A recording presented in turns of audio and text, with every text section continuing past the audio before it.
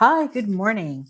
Today's December 1st, and welcome to another episode of Ask Elly, Intuitive Insights and Your Questions Answered. So for those people who are new to the channel, my name is Elly Molina, and I'm your hostess. And if you're joining me for the first time on this podcast, here's just a little bit about me. I'm an intuitive, a psychic, an author, consultant, educator, and the creator of Psy Kids Academy, a magical place where children and their adults can learn to tap their inner magic while raising consciousness. And to learn more about Psy Kids, head on over to the Psy Kids Academy. It's www.psykidsacademy.com and download your free 16-page brochure titled What If? 6 Ways to Help Your Child Tap Their Inner Magic. So, I'm real excited today to have a guest with me. Greetings. Good morning. Good morning, Thomas. Good morning. And good morning, Bobo. And okay, let's get started over here. I want to talk to you first about a fabulous gift that I have for you. And the gift is a month free to the Midnight Portal. This is a space. It's a community space. And here at the Midnight Portal, what we'll be doing is I will be teaching everything from esoteric teachings to psychic development. And it is for the child in us and also the adult in us. So if you are interested in a free month's membership, please either drop me an email at elly@ellymolina.com or reach out to me on Facebook, and I will have that all handled for you. Okay. Josh it's Josh when he's not slapping the bass with his banjo-funk comedy trio, the Glacial Erratic. He's capturing sonic energy at the studio, known as the Red Room Recordings, or managing environmental infrastructure projects. He hangs out in nature with his wife and kids or time travels for fun and profit. And I met Josh through an interesting experience that I had. Okay, let's see. He's trying to log on the phone now. Okay, let's hold the space for him because I really want Josh on. Okay, so we're going to set the intention that he gets on somehow, some way. And if anybody has any ideas about how to make this happen, because, you've been in this situation also, let me know. Okay. Anyway, I met Josh while I'm waiting for him to get on. I met Josh at a remote viewing invite where I had been invited by Daz Smith, who is a professional remote viewer, and he hosts a site called Remote Viewing Perceptions. And Daz was talking about the November predictions. The remote viewers that work with his site predict the news events for the months, November, December, October. And so the first part of that call, which you can actually see on YouTube, was maybe it would be easier for him to go to his phone. Yeah, if you have a phone, this would really work great. Also, sometimes the phones do work better. Yeah, thank you, Thomas. Anyway, if that helped you, Josh, then in the November, Josh was one of the remote viewers who had contributed to the November news predictions. And there were a lot of people that had predicted. But the one that caught my eye, and there were a lot of people that predicted in November who had, like, as the month unfolded, of course, they had some, they had real accuracy and they saw some really important events. But the one that caught my eye was the one about, I saw a news article, which was Bill Gates' 4 billion high-tech nuclear reactor set for Wyoming coal site. And he's planning an advanced nuclear power venture coming soon. And it's been chosen. There was a town chosen in Wyoming where they're going to build a $4 billion demonstration plant, and it will get half its funding from the US government. And anyway, as it's an entire big construction site. And so then it's also getting money from the infrastructure bill, and it's going to be a really super, super big project. This is a very serious government grant, is what was quoted in Reuters.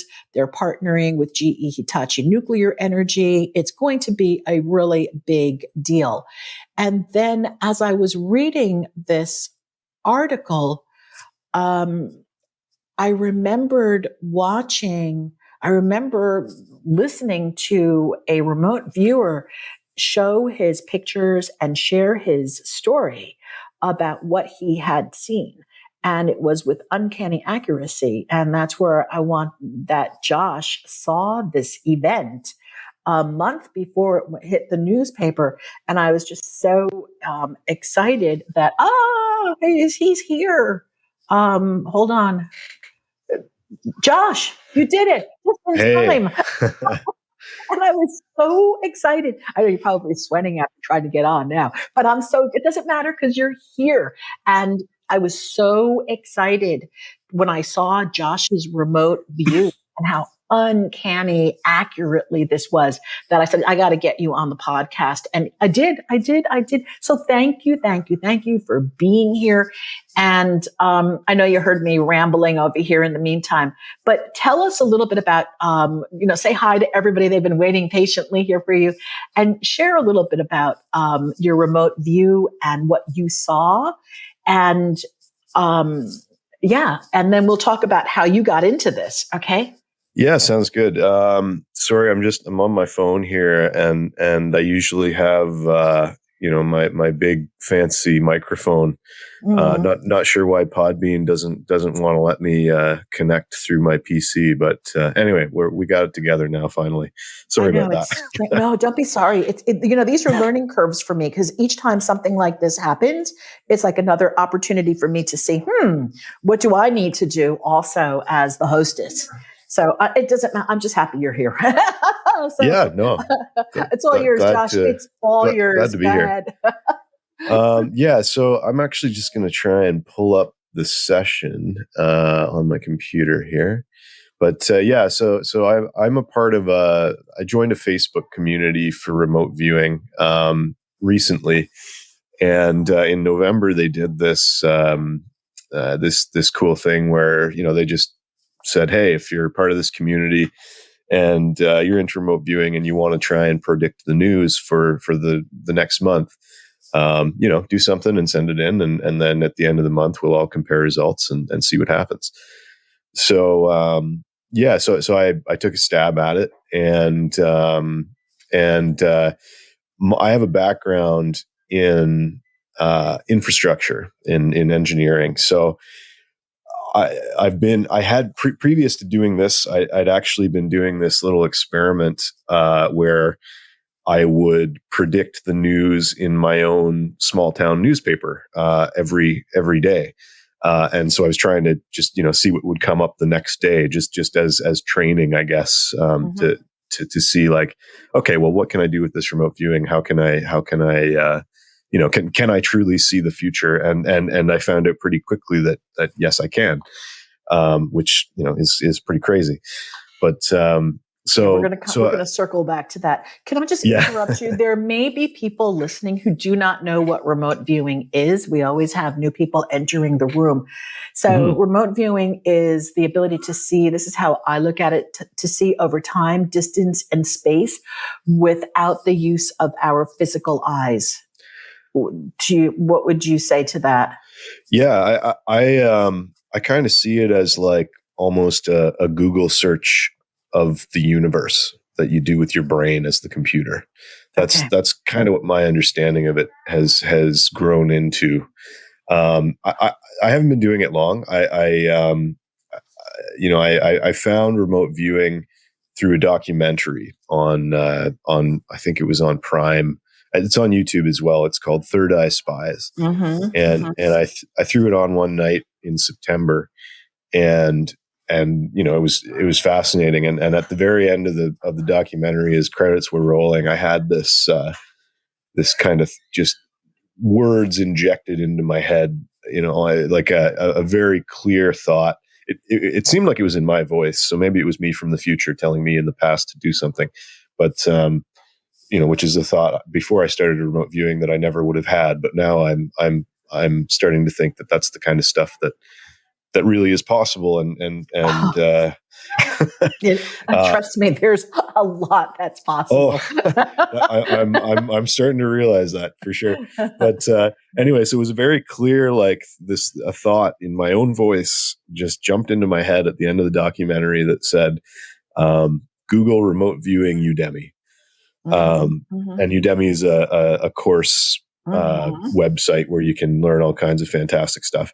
So I did that, and the very first one that came up, there was a course on sale for $14 or something like that. So I said, okay, let's give this a go and see what happens.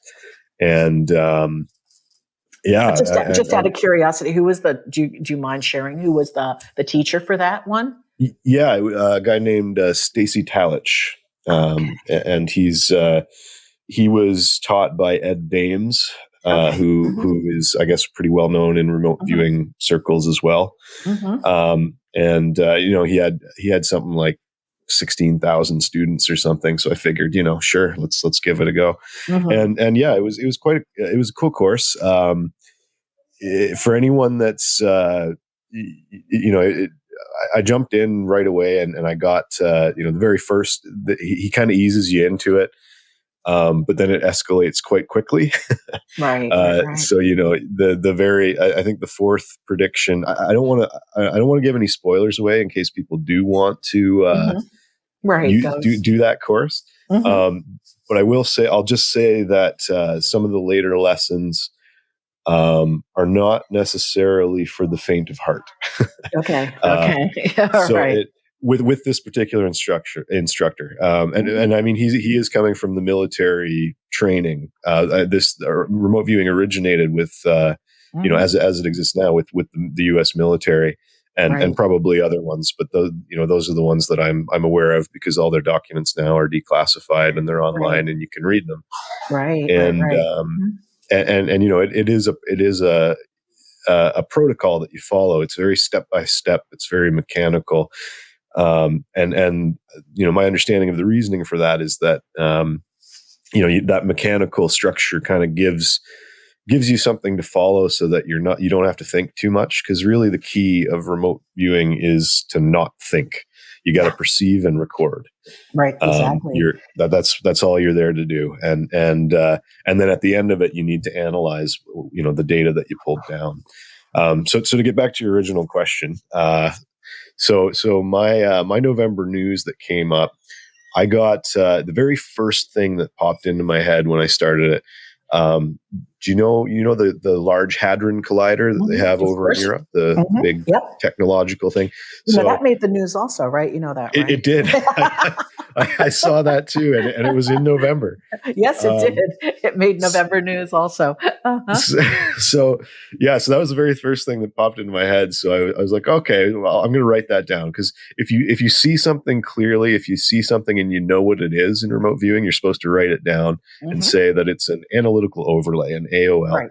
And so I jotted that down, and then I saw an excavator, like it was a close up of like the hydraulic cables on an excavator. And I knew what it was because I've been around excavators on construction sites and things lots of times. So I wrote that down too. And, you're supposed to write down all the colors, textures, smells, tastes, anything you experience. It's called remote viewing, but remote perceiving is probably a better phrase because really you're projecting your consciousness to a site, and you're perceiving what's going on at those sites, and you may be projecting to a variety of sites, which is quite possible on this task as to what I did, because I did get things that were different things from different places, and like you said, the LHC showed up in the news, and so did this other thing. So anyway, I went through the process. I sketched all kinds of little things that I thought I saw. I ended up getting just zooming down to my composite sketch here, but I got mountains. I got this sense of destruction of nature to Mm-hmm. facilitate capitalism. I wrote that as one of Mm-hmm. my aesthetic impacts. Yes, I remember that. Mm-hmm. Um,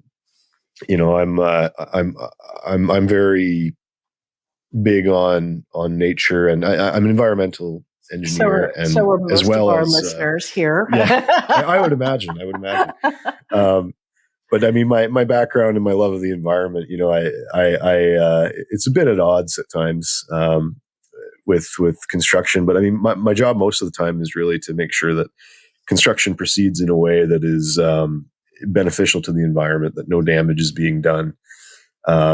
So it's something that's kind of in the front of my mind a lot, and I find with remote viewing that it's a very, very personalized thing. Like if I were really wanted to jump to conclusions, I would go as far as to say that it's perhaps your own highest self, or the spirits of your ancestors or something like that guiding you when you remote view, and so the things you see and perceive and feel are resonant with your own um, soul, I guess. Mhm. Uh, for lack of a more technical term, I'm trying to stay as technical as possible No, you don't have with to. I all of mean, this, right? no, Oh, you don't have to. I know I don't have to, but I just Yeah, feel like for yeah, me, that's yeah, yeah.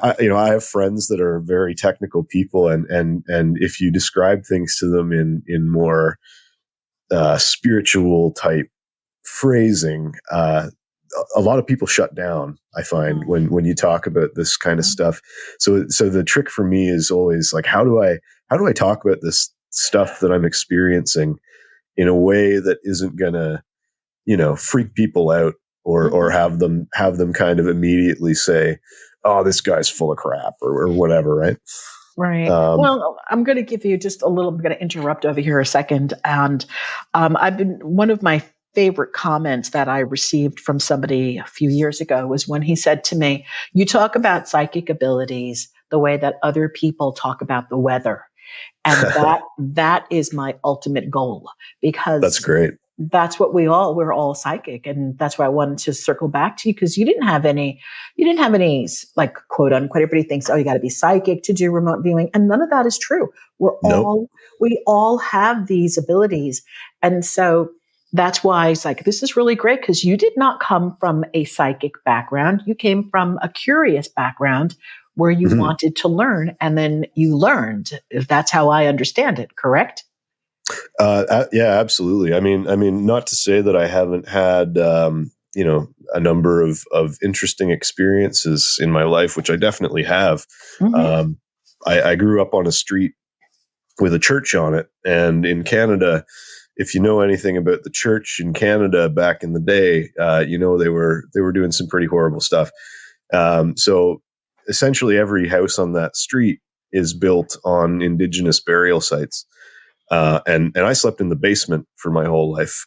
Oh my. so so I would occasionally wake up to an angry spirit, I guess you could say, Mm-hmm. and sort of in the corner of my perception, and I'd wake up and it would just kind of lunge at me, and I'd freak out and I'd be swatting at it, and then it would dissipate, and but I mean, I was definitely awake and seeing it, and it Mm-hmm. was in that space in between sleep and wakefulness that it would Right. happen, and it didn't happen a lot, like every so often. But I spoke with my brother years later, and he had the same thing happen to him as a kid Mm-hmm. when we had our rooms in the basement. So that kind of tells you something. And I've had lots of positive experiences as well. Mm-hmm. But I never considered myself psychic or anything like that. I just thought I was a musician, Well, you, and musicians do some weird things, and occasionally we smoke things and stuff like that, and eat things, and you know. Yeah, so do other people too who are not musicians, right? Yeah. But Yeah, you know, I with get it. being a musician, you know, you're connected to the flow state Right, a lot, right, a lot. right. And Yes. that's kind of the key for me. It's, you know, music is is often my meditation. And uh, I think the fact that I've been so connected to music all my life sort of primed me for remote viewing. And I don't think it's necessarily music. I think it's any kind of creative pursuit. Like humans are, you know, by nature creative, you know, as long Right. as we're not in a state of, you know, constant wage slavery and oppression and stress. You know, Mhm. when people are taken care of, their natural instinct is to create. Exactly. And I feel like that creative energy and remote viewing are very tied together somehow. Hmm. Like it is a creative process. You're sending your consciousness out into the universe and grabbing information and bringing it back and putting it down on a page. Like that's creation. That's bringing something Absolutely. into reality that wasn't there, or at least wasn't accessible until you went out there and did your thing. Um, Hmm. but yeah, no, it's such a cool process, and I'm Yeah. just totally in love with it. Daz Smith. I read his book recently. He's a very talented remote viewer, and he described remote viewing as a mental martial art.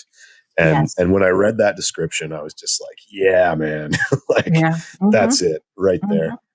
Yeah. This is so awesome. Where do you think you'll go with this?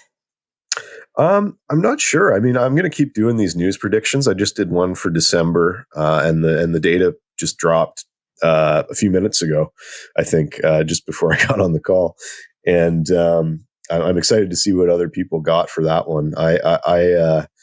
I got some stuff that looked very much like a stock market downturn, we'll just say, and I did it last week on Saturday. I got all these visuals of like the New York Stock Exchange and Trump Tower and the Rockefeller Center. So I'm like, okay, something in New York.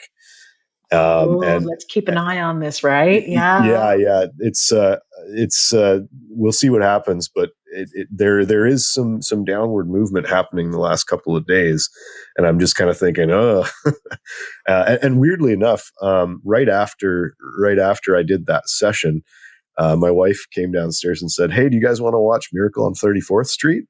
So, Mm.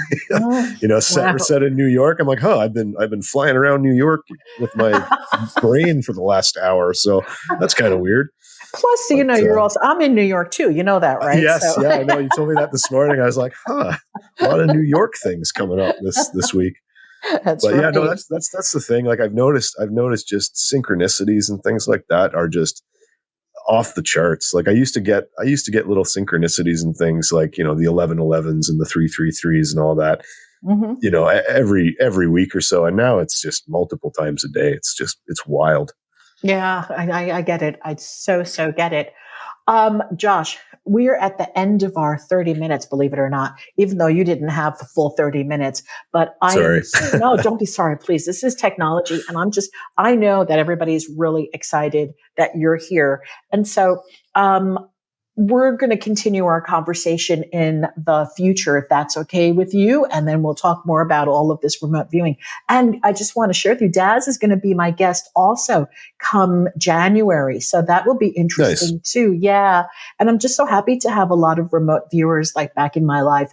Something that you don't know is I started remote viewing very early, but without training because I run a psychic business. But it's so much more than a psychic business. It's really conscious awareness. And as you know, it's working with kids and their adults, et cetera, et cetera.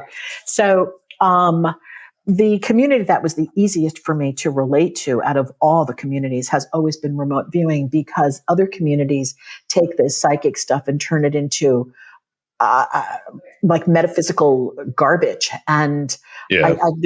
I cannot relate to any of that because I'm so what's the word? I'm so analytical at the same time, if that makes any sense. Okay, so Practical. Yeah. practical and so I've got to have that. It's got to make sense. I'm very science oriented in terms of all of the things that even in terms of the psychic world.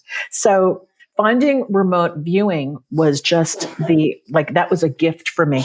And I remember when Lance was getting ready to film Third Eye Spies, because he came to the conference in Louisiana that year, and Russell was there and Hal was there. And I didn't really know who they were, but watching it, it was like, oh my God, I'm sitting next to Russell Tark, and he's famous. And I didn't even know who he was. Okay. And it was such an honor and an experience. And then the rest is all history. I've been invited to speak 3 times there now. And that's awesome. They're just like family to me. It's a real family. So I'm really glad that you're involved in the remote viewing community. There's also the International, I'm pitching this, I don't get paid for any of this. There's the International Remote Viewers Association for anybody who's interested in communicating and being part of a group of people who love remote viewing. And then there's Daz, and I'm going to put a link to Daz, and I'm going to put a link to all of your stuff on the YouTube channel, if that's okay with you. Okay? Yeah, absolutely. Music? Okay. All right. That's one place I want to go next with my remote viewing is try and remote view some songs that I'm going to write in the future. Absolutely. Just an experiment to see. Well, look, I don't know if you're familiar with Marty's group. Everybody's doing like stock market. Marty, APP, Applied Precognition Project. So that's another. Okay, so that's like working the stock market, working games. Lottery, there are a lot of people working professionally in this industry to make money and use it for their creative abilities. Absolutely. That's, I'm not going to lie. That was a big part of what got me into it. And now that I'm getting into it, I'm finding that, my relationship to money is changing in a good way.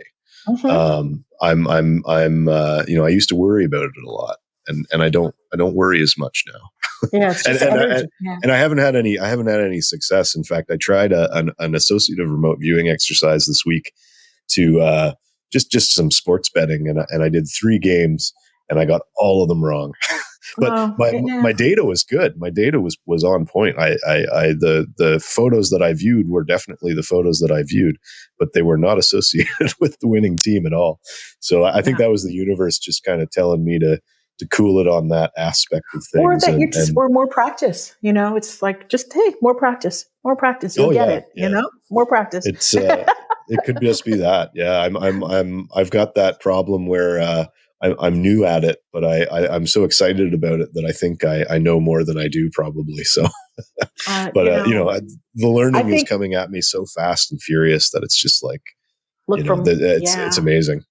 From what I feel like a kid again. Yeah, but honestly, it's so exciting. It is. And that's, now I have to pitch my program. This is why I created the Midnight Portal, because it's for the kid in all of us. So we're going to be doing remote viewing. We're going to be psychic work, I do a lot of telekinesis also. So I work in that realm. And so all of this esoteric stuff is going to be in the Midnight Portal for the kid in all of us. So it's not just for children and dogs. It's for the child in each one of us, because we're just, different ages all in this big body or small body, whatever body we carry. But we've got all these ages in us, just like those little Russian nesting dolls, Yeah, that's an image that comes up a lot with RV here. With you can. It was actually one of the ways I was taught to dig into your targets. That your targets are a bit of a nesting doll process, and you can pull out elements of them and then focus on that element and dig in and find another element. And I've actually done a couple, and I know we're running low on time here, but when I come back, I can tell you about some of my my previous news remote viewing training exercises where I dug into some very interesting stuff. One of my targets was actually an indigenous gathering place where a lot of drum circles and just beautiful community events happen. And when I viewed it, there was just this beautiful, powerful white light energy beaming out of this location. And I dug down into that a bit and saw some pretty interesting stuff. Wow. That is fascinating. Yeah. Absolutely. Love it. Yeah. The sky and more is the limit with this That's stuff. Right. That's right. It's just wild. That's right. Oh, Josh, thank you so much for taking time out of your busy day today to be with us and our guests. It was just wonderful having you. And I look forward to seeing you on Daz's meetings monthly and having you back and watching your predictions, the good ones, unfold. Okay. Yes, yes. All right. Focus on the positive. That's right. Absolutely. That's right. Thank you so much for having me. Oh, I'd love to come back another time now that I know how to connect now properly you know how to get on. to this app. Absolutely, Josh. We're going to do that in 2022. And maybe you'll talk Awesome. about your music then instead. Okay. A little bit. Yeah. All right. Absolutely. Okay. Awesome. Awesome. Awesome. Thank you. Thank you. Thank you. And love and blessings to you and your family for the holiday season and beyond. And everybody here on the call, thank you so much. And I look forward to seeing you all next week. All right. Bye. Thanks, Josh. Bye, everybody. Thank you. Thank you. Thank you. Have a good one.